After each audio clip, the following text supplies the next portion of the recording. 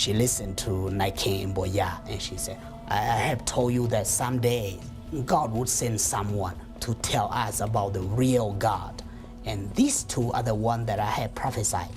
So that whole village, including that woman, accepted Christ, and that news spread to other villages that Boya, who was the shaman, accepted Christ, and that woman who had made the prophecy also accepted Christ.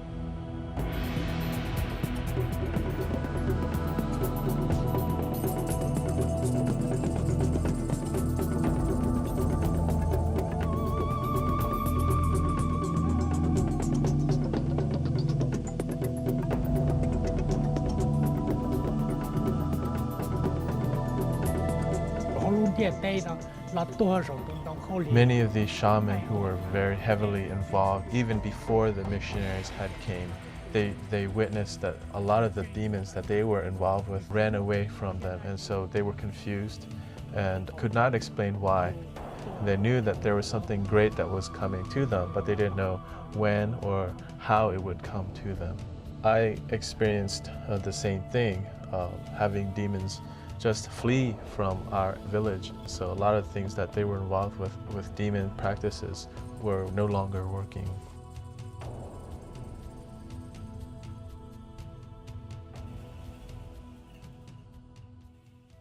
There were two fellows from our village that went into town to buy the things that we lacked in our village. On their way home, they met a white fellow and they saluted him. They were astonished that he responded in Lao, speaking to them, asking them questions. And so he offered them literature, the good news, he said it was. And these two fellows brought it home, where I and two other of my fellow shamans were able to read this literature and understand that this was, in fact, the good news. This news was so great that we believed in it and we took it upon ourselves to live that lifestyle by converting our whole family to come to Christ. I knew that many of the things that I was doing was wrong. Many of the demons that I had been involved with were a lot weaker than the God that was being shared.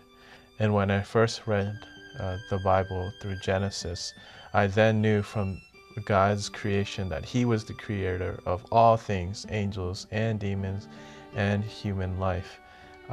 Knowing that, I was able to let go of many of the things that I was involved in the demonic life with such great confidence. From reading the literature, I could share with others. In 1 month, more than 30-40 families have accepted Christ without a missionary, without any evangelist.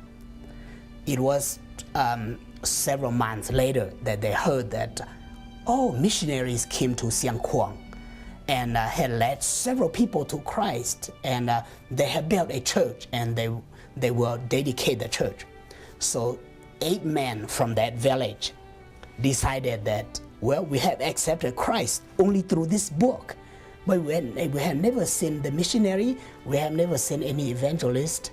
So if there are all people, the monk in Siang Kuang, who already accepted Christ, and they are building a church building to worship God, we will go. 8 of us will go.